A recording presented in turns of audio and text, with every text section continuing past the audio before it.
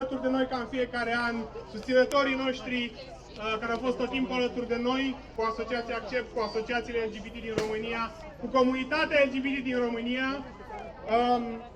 Am să vă prezint câțiva dintre vorbitorii de astăzi. În primul rând vreau să dau cuvântul lui Micnea, din partea Asociației Mozaic, să vă spună câteva cuvinte. Ce face Bucharest Pride? Din partea tuturor organizatorilor vreau doar să vă spunem ca la acest marș să petrecem nu doar pentru București, dar și pentru comunitatea LGBT din toate orașele, din Cluj, Iași, Timișoara, pentru toată lumea care este român, LGBT, atât în țară cât și în afară. Ok, am să o introduc întâi pe doamna Violeta Alexandru, ministru delegat pentru dialog social, Guvernul României, să ne spună doamna ministru.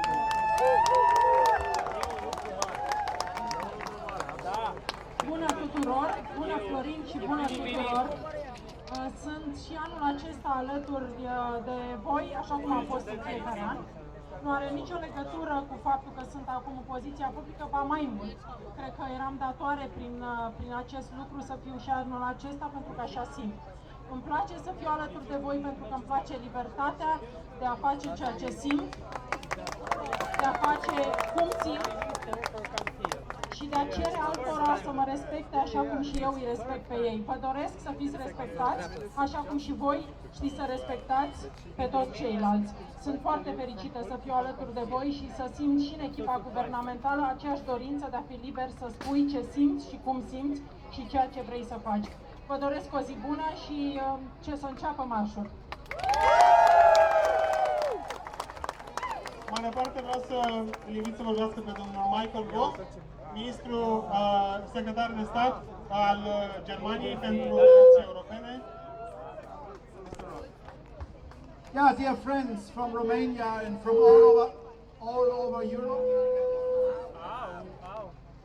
Okay? That's great. Good to have you here.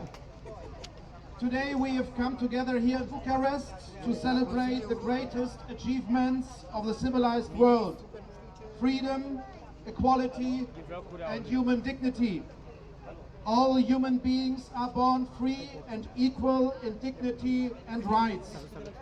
Article 1 of the Universal Declaration of Human Rights is perhaps one of the most important and powerful phrases that has ever been written. This phrase leaves no doubt. Human rights belong to everyone, without exception, regardless of ethnic or religious background, gender or sexual identity. Let me be very clear, dear friends.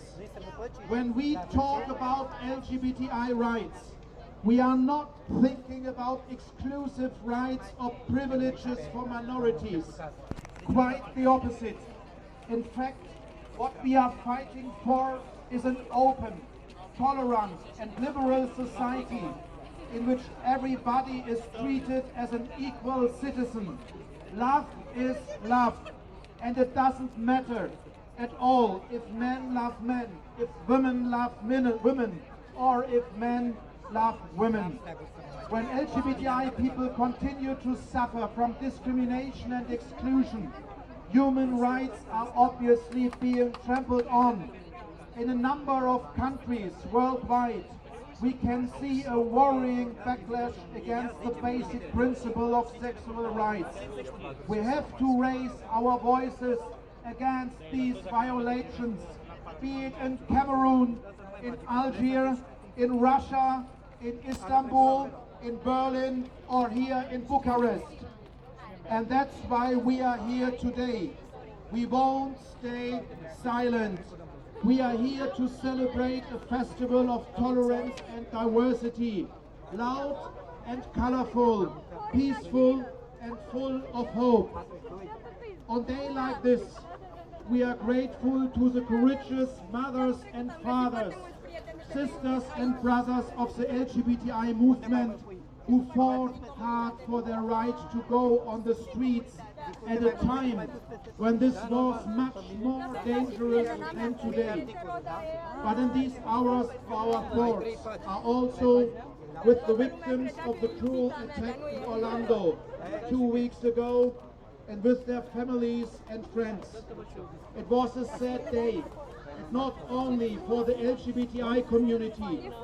It was an attack against us all, against our way of life, against our values of freedom and tolerance. We will keep fighting for the right of all people to live freely, openly, and without fear. Hate has no place in our societies, be it in the United States, in Germany, or in Romania. Our thoughts are also with the LGBTI community, just a few hundred kilometers from here, in Istanbul, where the Pride Parade, which was planned for tomorrow, has been banned. Even in 2016, even in a country that wants to become a member state of the European Union, it's not self-evident that LGBTI people can demonstrate peacefully for their rights. We should never forget that the European Union is much more than a single market. It's first and foremost a union of values. Values that should be respected by all member states and lived out by all of us. Democracy and the rule of law, including human rights and the protection of minorities, are not negotiable for a European Union member state. I know that the acceptance of LGBTI rights is more of a challenge in some countries in the EU than it is in others. Respect and solidarity towards minority is not only something we can expect from others, it's also an obligation we have ourselves. If we want our rights to be respected by others, the LGBTI community has to be the closest ally of other minorities, who, if not us, should stand side by side with other minorities, such as Jewish or Roma people, who face similar problems of discrimination and exclusion. It's a question of solidarity that we all stand together. Human rights are part of our everyday lives, and each one of us is responsible for the protection and promotion. Each of you who has come today to take part in this Pride March is giving so much strength and hope to our friends in other parts of the world where LGBTI rights are under much more pressure than in the heart of Europe. Today, we are sending a signal of hope to the world. Our message is love wins. Thank you very much and all the best.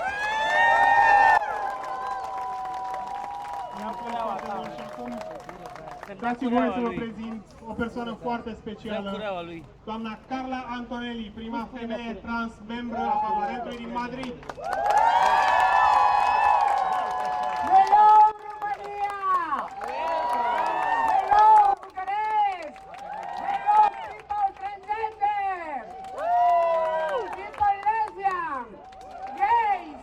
LGBT! The right is possible! Finish my English. Ahora en español, de traducción. Os voy a contar una historia. En España, hace 40 años, todavía nos perseguían, nos metían en la cárcel y nos apaleaban en las comisarías. În Spania, acum 40 de ani, comunitatea încă era urmărită. Erau arestați, erau bătuți în comisariate, erau închiși în închisori. Y hoy podemos decir que estamos muy orgullosas de tener una legislación referente internacional. Hoy el matrimonio igualitario es legal en España, con todos los derechos, igual exactamente que los demás. Acum toate să fim mândre, pentru că Spania are o legislație model pentru întreaga comunitate internațională. Căsătoria între persoane de același sex este legală, iar ei se bucură de drepturi dreptpline, ca și toți ceilalți oameni. Hoy en España las personas transexuales podemos cambiar nuestra documentación sin un juicio, por un mero trámite administrativo. No más patologización de la transexualidad. No queremos médicos que nos tutelen. No queremos psiquiatras que nos tutelen. Ni ningún juez que dictamine sobre nuestra libertad y sobre nuestra propia vida.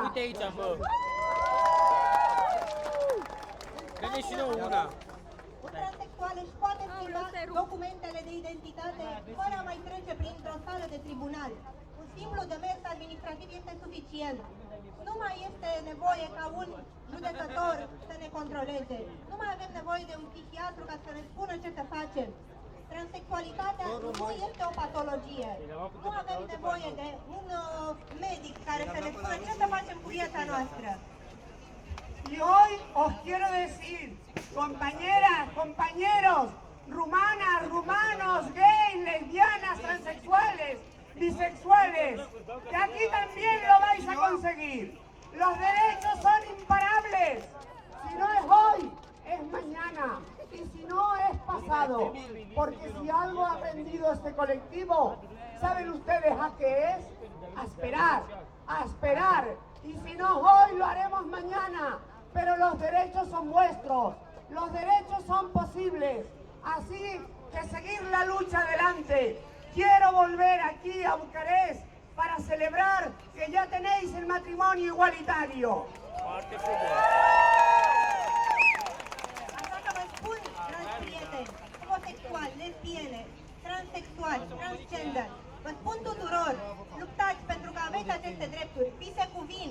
Și dacă știm să facem ceva cum trebuie, este să așteptăm. Nu este astăzi pânda noastră, dar va fi în curând.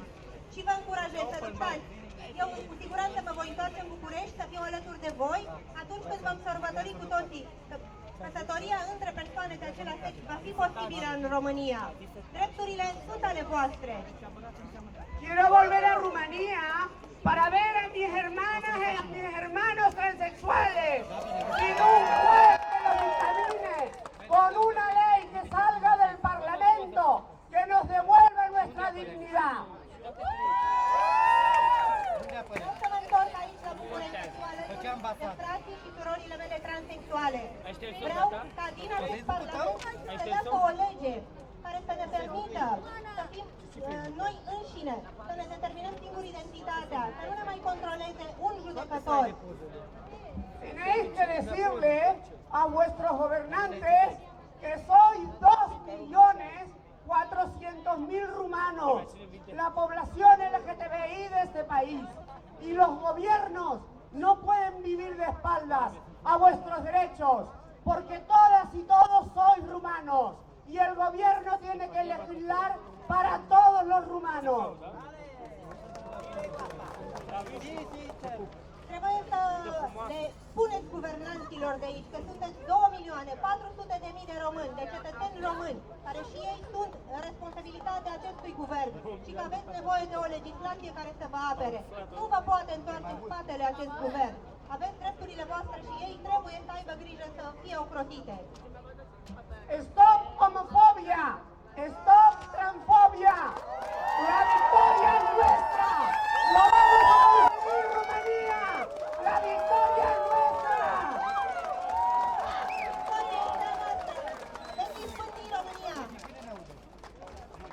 Mulțumim foarte mult!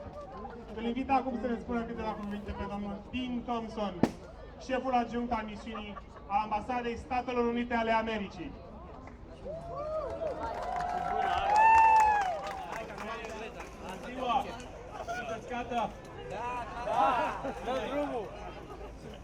It's been nearly 2 weeks since 50 people were slaughtered in Orlando, Florida. And while that's nowhere near enough time for healing or moving beyond the terrible realization of that day's events, the memories of those who were lost will above all live on in the minds and hearts of their loved ones long after the killer's name is forgotten.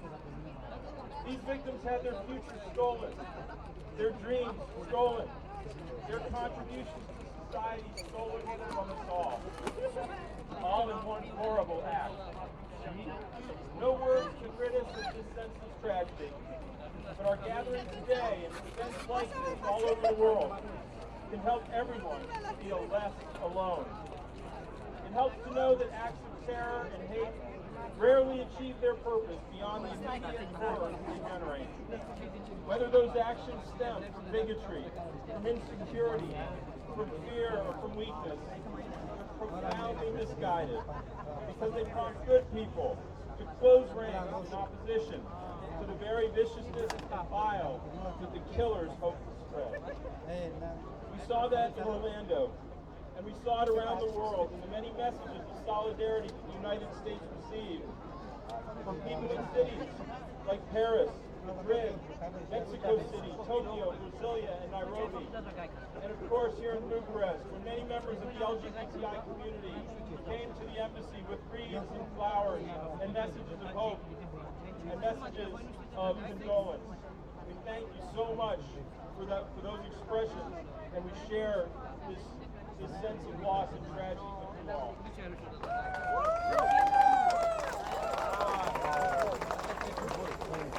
Let me share one simple truth, one that I believe has made the United States the beloved home of its citizens. A successful society, one that clearly understands and cherishes the role and contribution of every single one of its members. Their life philosophy, or their sexual orientation or gender identity. Poate sunt oameni care nu vor să apară. What each and every one of us can bring. Da, sunt oameni care nu vor. So today here in Bucharest, I'm happy to see a like-minded Okay. I am gay. Okay. I am gay. Trust me. And I am bottom. community of LGBTI in Romania and their supporters. I know you're making your contribution to what Romania is today, and more importantly, what Romania will be tomorrow. Tomorrow can always be more free than today. Let's work together to achieve this, because everyone should have the chance to be free and to be proud. Thank you. De acum am să invit pe excelența sa, ambasadorul Marii Britanii la București, domnul Paul Brummer.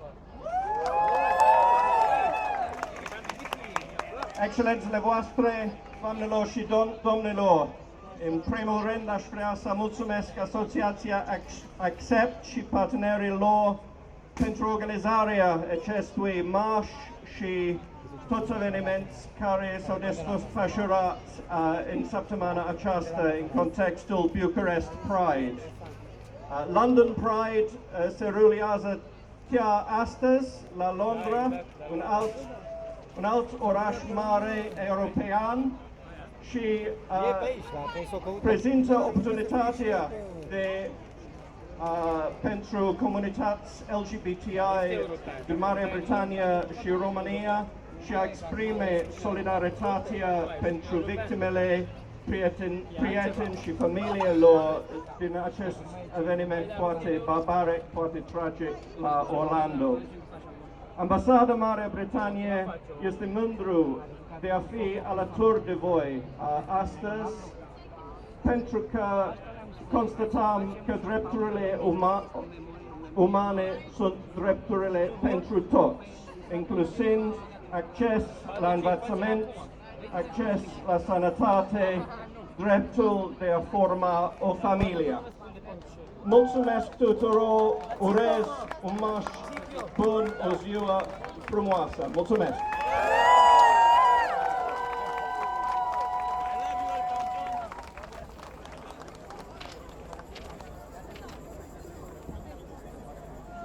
Aș vrea, înainte să dau cuvântul următorului vorbitor, care este o mare artistă, cu toții o cunoașteți și mulțumim foarte mult pentru prezența astăzi.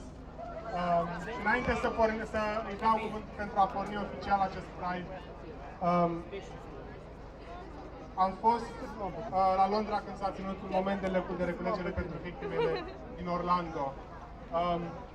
aș vrea să vă invit, comunitatea LGBT din România, dacă putem de asemenea să ținem un moment de reculegere pentru cei care au pierit în Orlando, pentru cei care au fost atacați în România de-a lungul timpului și peste tot în lume, un moment de reculegere pentru frații.